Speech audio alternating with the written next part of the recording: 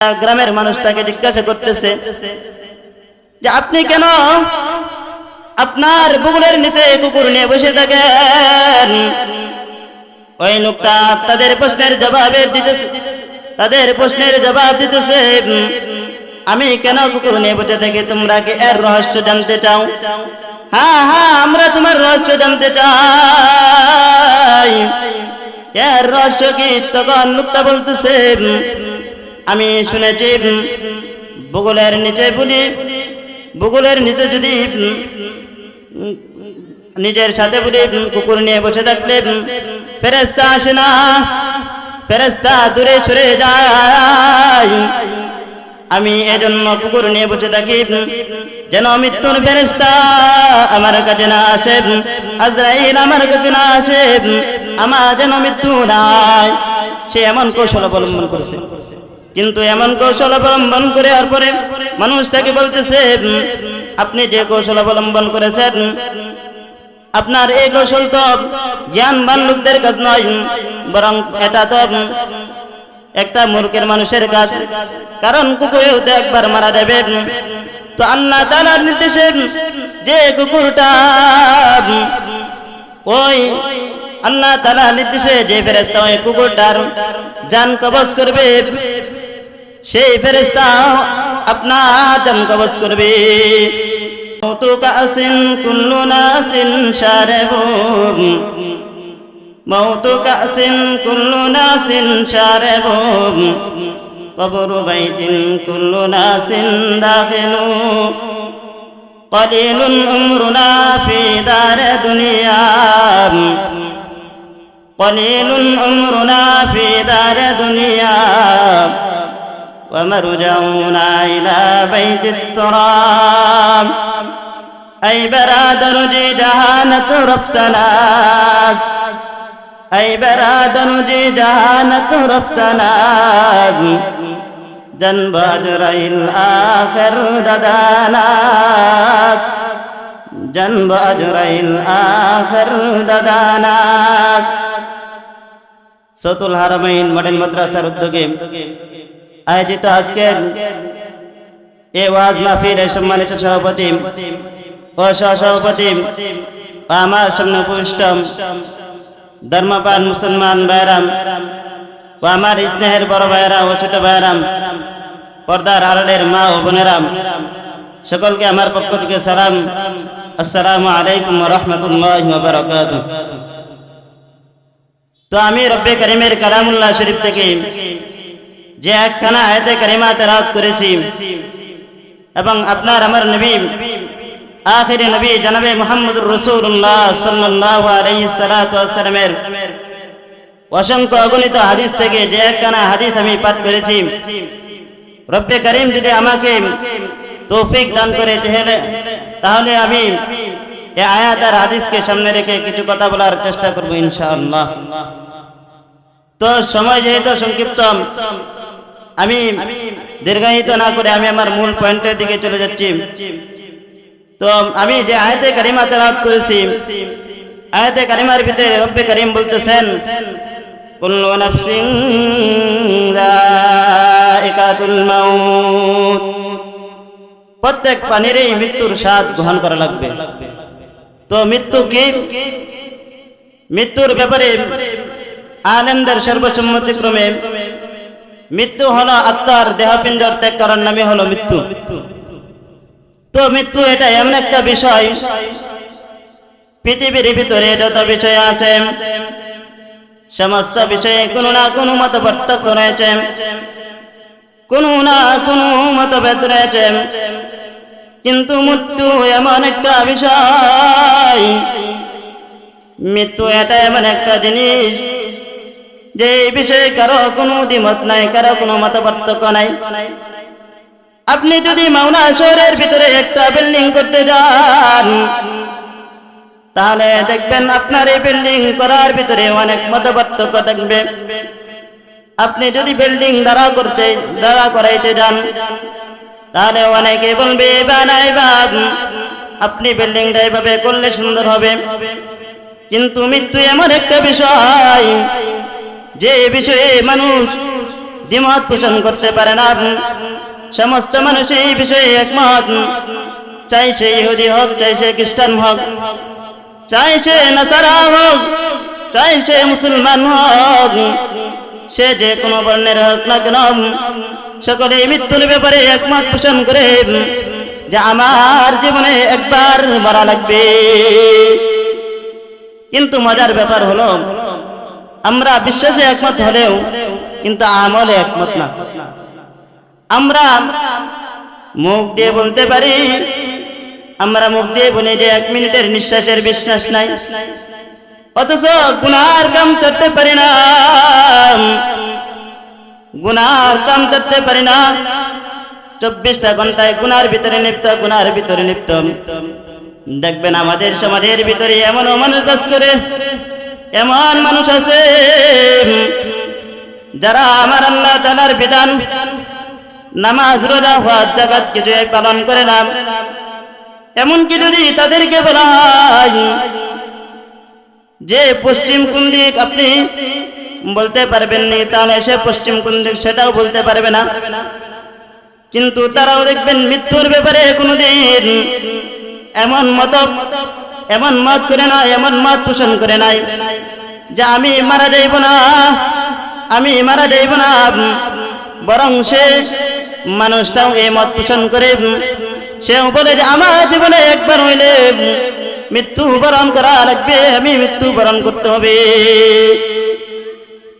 এমনকি এমনও ইহুদি খ্রিস্টান রয়েছে, এমনও নাসারা রয়েছে, এমনও ইহুদি খ্রিস্টান রয়েছে বাংলার জমিনের ভিতরে যে আমার আল্লাহ তাআলাকে অস্বীকার করে কিন্তু মৃত্যুকে অস্বীকার করে না। আমার নবীকে অস্বীকার করতে পারে, নবীর হাদিসকে অস্বীকার করে কিন্তু মৃত্যুকে অস্বীকার করে না। কারণ মৃত্যু এটা সুনিশ্চিত অপমান্য একটা বিষয়। মৃত্যুর হাত থেকে বাঁচবার যেমন কোনো উপায় নেই, ঠিক তেমনি ভাবে মৃত্যুর হাত থেকে পালাইবারও কোনো জায়গা নাই। মৃত্যুর ব্যাপারে মানুষের এই বিশ্বাসের মূল কি? মৃত্যুর ব্যাপারে মানুষের এই বিশ্বাসের মূল হল যে মানুষ প্রতিনিয়ত এর সম্মুখীন হচ্ছে। আজ সকালে একজন মুসলমান ভাই মারা যাচ্ছে, বিকালে আরেকজন মুসলমান ভাই মারা যাচ্ছে। মানুষ সব সময় এটা দেখে আসতেছে। আর আপনি আমি তো মুসলমান, আমাদের বিশ্বাসটা আরো অধীর, আমরা তো আরো বেশি বিশ্বাস করি যে আমাদের একদিন মারা লাগবে, একদিন মারা লাগবে। তো আমাদের সে বিশ্বাসের ভিত্তিতে আল্লাহ ও আল্লাহর রাসূলের বাণী আরো, আল্লাহ ও আল্লাহর রাসূলের বাণী আমাদের সে বিশ্বাসের ভিত্তিকে আরো দুর্বৃত্ত করে দিয়েছে। আল্লাহ তাআলা রব্বে করিম তার কালামুল্লাহ শরীফের ভিতরে বলতেছেন, কুল্লু নাফসিন যায়কাতুল মাউত, প্রত্যেক প্রাণীর এই মৃত্যুবরণ করবে। কুল্লু নাফসিন যায়কাতুল মাউত ওয়া ইন্নামা তুওয়াফাউনা উজুরাকুম ইয়াওমাল কিয়ামাহ, আর তোমাদেরকে তোমাদের আমলের প্রতিদান কিয়ামতের দিন দেওয়া হবে।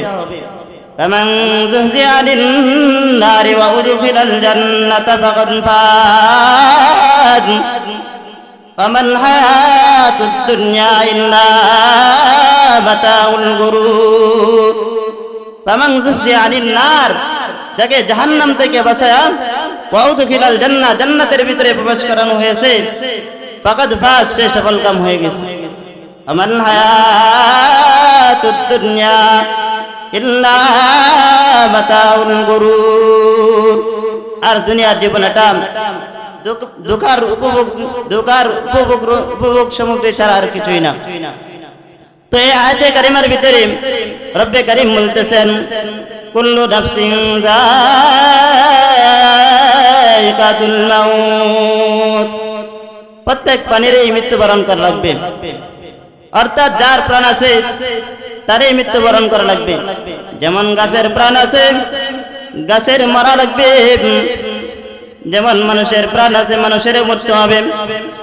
চাই সে মানব হোক, চাই সে দানব হোক, চাই সে যত পীরই হোক না কেন, যত বড় পীরই হোক না কেন, চাই সে কুতুববাগী হোক, যে কেউ হোক না কেন, চাই সে নবী হোক, রাসূল হোক, তাদেরও মৃত্যুবরণ করা লাগবে। এমনকি ফেরেশতারাও মৃত্যুবরণ করবে। ফেরেশতা জিবরাইলও মৃত্যুবরণ করবে, আজরাইলও মৃত্যুবরণ করবে, মিকাইল আলাইহিস সালাতু ওয়াস সালাম তিনি মৃত্যুবরণ করবেন। অর্থাৎ যার প্রাণ আছে সকলের মৃত্যুবরণ করা লাগবে। একমাত্র কে বেঁচে থাকবেন জানেননি? একমাত্র রব্বে কারীম, যিনি আসমান বানাইছেন, যিনি জমিন বানাইছেন, যিনি আপনারে আমারে বানাইছেন, ওই রব একমাত্র তিনি বেঁচে থাকবেন। এই বিষয়টাকে রব্বে কারীম তার কালামুল্লাহ শরীফের ভিতরে বলতেছেন। রব্বে কারীম বলতেছেন, কুল্লু মান আলাইহা ফান ওয়া ইয়াবকা ওয়াজহু রাব্বিকা যুল জালালি ওয়াল ইকরাম। কুল্লু মান আলাইহা ফান, এই পৃথিবীর ভিতরে যা কিছু আছে সবই ধ্বংস হয়ে যাবে। ওয়া ইয়াবকা ওয়াজহু রাব্বিকা যুল জালালি ওয়াল ইকরাম, অবিনশ্বর কেবল একমাত্র তোমার প্রতিপালকের সত্তা, যিনি অতি মহিময় ও মহানুভব, তিনি একমাত্র বেঁচে থাকবেন আর সকলেই মৃত্যুবরণ করবেন। তো এই মৃত্যুর হাত থেকে বাঁচবার যেমন কোনো জায়গা নাই, ঠিক তেমনি ভাবে পালাইবারও কোনো জায়গা নাই। আপনি মৃত্যুর হাত থেকে বাঁচতে পারবেন না কেন? রব্বে কারীম তার কালামুল্লাহ শরীফের ভিতরে এই বিষয়টা এত সুস্পষ্ট করে বর্ণনা করেছেন। রব্বে কারীম বলতেছেন, আইনামা তাকুনু ইদরিকুমুল মাউত, তোমরা যেখানে থাকো না কেন তোমাদেরকে মৃত্যুবরণ করা লাগবে, মৃত্যুর স্বাদ তোমাদেরকে গ্রহণ করতে হবে। আইনামা তাকুনু ইদরিকুমুল মাউত ওয়ালাউ কুনতুম ফি বুরুজিম মুশাইয়্যিদা, যদিও তুমি সুদূর দুর্গের ভিতরে অবস্থান করো, যদিও আপনি জেলখানার ভিতরে যান, এমনকি এমন একটা জিনিস বানাইলেন যে আপনি একটা কাছের দ্বারা একটা জিনিস বানাইলেন যে এর ভিতরে কোনো কিছুই ঢুকতে পারে না, শুধু আপনি সেটার ভিতরে ঢুকলেন আপনার মৃত্যু না হওয়ার জন্য। দেখবেন আপনি সেটার ভিতরে যেও বাঁচতে পারবেন না, কারণ রব বলতেছে যদি তুমি সুদের দুর্গের ভিতরে প্রবেশ করো সেখানেও তোমার মৃত্যু হবে। এই মৃত্যুর হাত থেকে কেউ বাঁচতে পারবে না। তো এক লোক সে এই মৃত্যুর হাত থেকে বাঁচার জন্য একটা কৌশল অবলম্বন করল। কৌশলটা হলো সে তার সাথে একটা কুকুর নিয়ে বসে থাকত, তার বুকুলের তলে একটা কুকুর নিয়ে বসে থাকত। তো তার অবস্থা দেখে গ্রামের মানুষ তাকে জিজ্ঞাসা করতেছে যে আপনি কেন আপনার বুকুলের নিচে কুকুর নিয়ে বসে থাকেন? ওই লোকটা তাদের প্রশ্নের জবাব দিতেছে, আমি কেন কুকুর নিয়ে বসে থাকি তোমরা কি এর রহস্য জানতে চাও? হ্যাঁ, আমরা তোমার রহস্য জানতে চাই। এর রহস্য কি? তখন লোকটা বলতেছে, আমি শুনেছি বুকুলের নিচে যদি নিজের সাথে বলি কুকুর নিয়ে বসে থাকলে ফেরেশতা আসে না, ফেরেশতা দূরে সরে যায়। আমি এজন্য কুকুর নিয়ে বসে থাকি যেন মৃত্যুর ফেরেশতা আমার কাছে না আসে, আজরাইল আমার কাছে না আসে, আমার যেন মৃত্যু নাই।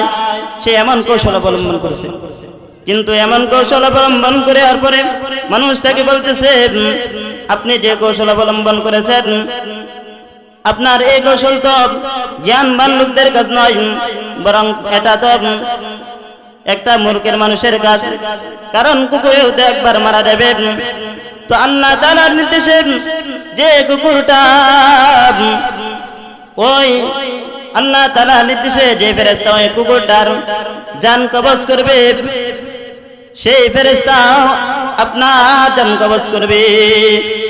আপনি যত কৌশল অবলম্বন করেন না কেন, কোন কৌশল অবলম্বন করে আপনি মৃত্যুর হাত থেকে বাঁচতে পারবেন না, বরং সমস্ত কৌশল আপনার ব্যর্থ হয়ে যাবে। কেননা মৃত্যুর হাত থেকে বাঁচবার যেমন কোনো উপায় নাই, ঠিক তেমনি এইভাবে পালাইবার কোনো জায়গা নাই। রব্বে কারীম তার কালামুল্লাহ শরীফের ভিতরে বলতেছেন, কুল ইন্নাল মাউতাল্লাযী তাফিরুনা মিনহু ফাইন্নাহু মুলাকীকুম সুম্মা তুরাদ্দুনা ইলা আলিমিল গায়বি ওয়াশ-শাহাদা ফায়ুনাব্বিউকুম বিমা কুনতুম তা'মালুন। কুল হে নবী আপনি বলে দিন, ইন্নাল মাউতাল্লাযী তাফিরুনা মিনহু, তোমরা যে মৃত্যু থেকে পালাইবার চেষ্টা করতেছো, ফাইন্নাহু মুলাকীকুম, সে মৃত্যু তোমাদের সামনে উপস্থিত হবে। সুম্মা তুরাদ্দুনা ইলা আলিমিল গায়বি ওয়াশ-শাহাদা, অতঃপর তোমাদেরকে দৃশ্যমান আল্লাহ তাআলার সামনে উপস্থিত হতে হবে। ফায়ুনাব্বিউকুম বিমা কুনতুম তা'মালুন, অতঃপর তোমাদেরকে জানিয়ে দেওয়া হবে তোমরা দুনিয়ার ভিতরে যা কিছু করতে, তোমরা দুনিয়াতে যত অপকর্ম করতে, যে সমস্ত ভালো কাজ করতে, যে সমস্ত খারাপ কাজ করতে, সমস্ত কিছুই রব্বে কারীম জানিয়ে দিবেন। তো মৃত্যুর হাত থেকে কোনোভাবেই বাঁচতে পারবেন না। মৃত্যুর হাত থেকে যদি বাঁচা যায় তো ক্ষমতার দ্বারা, মৃত্যুর হাত থেকে আপনি ক্ষমতার দ্বারা বাঁচতে পারবেন না, ধন সম্পদের দ্বারা বাঁচতে পারবেন না, জ্ঞান প্রজ্ঞার দ্বারা বাঁচতে পারবেন না, আপনার রূপ সৌন্দর্যের দ্বারা মৃত্যুর হাত থেকে বাঁচতে পারবেন না। যদি ক্ষমতার দ্বারা মৃত্যুর হাত থেকে বাঁচা যায় তো তাহলে আমাদের বাংলার জমিনের ভিতরে যত ক্ষমতাধর ব্যক্তিরা ছিল তারা মারা যাইত না। বাদশাহ সুলতান মাহমুদ গজনবী মারা যাইত না। সে এত ক্ষমতার অধিকারী ছিল যে তার সামনে সমস্ত মানুষের ক্ষমতা সারেন্ডার করতে হইত। এমনকি ফেরাউন, আমরা সকলে জানি ফেরাউন কত বড় ক্ষমতার অধিকারী ছিল। ফেরাউন এত ক্ষমতার অধিকারী ছিল যে সে নিজেকে আনা রব্বুকুমুল আলা বলে দাবি করছে, কিন্তু আজ তার কি অবস্থা দেখেন। সে মৃত্যুর হাত থেকে বাঁচতে পারে না তার এই ক্ষমতার দ্বারা, বরং সে মৃত্যুবরণ কইরা আজ তাকে মিশর জাদুঘরের ভিতরে মিশর জাদুঘরের ভিতরে থাকতে রয়েছে। এমনকি এই মৃত্যুর হাত থেকে ধন সম্পদের দ্বারাও বাঁচা যাবে না। যে ধন সম্পদের দ্বারা বাঁচা যাইত তাহলে কারুন মারা যাইত না, সুলাইমান পয়গম্বর আলাইহিস সালাতু ওয়াস সালাম তিনি মারা যাইতেন না। এমনকি জ্ঞান প্রজ্ঞার দ্বারা যদি মারা যাইত, জ্ঞান প্রজ্ঞার দ্বারা যদি মৃত্যুর হাত থেকে বাঁচা যাইত তাহলে আবু জাহেল মারা যাইত না। যে সমস্ত যোগ্যতা সম্পন্ন ছিল, যাকে আরবের লোকেরা বলতো জ্ঞানীদের পিতা, সেও মারা যাইত না।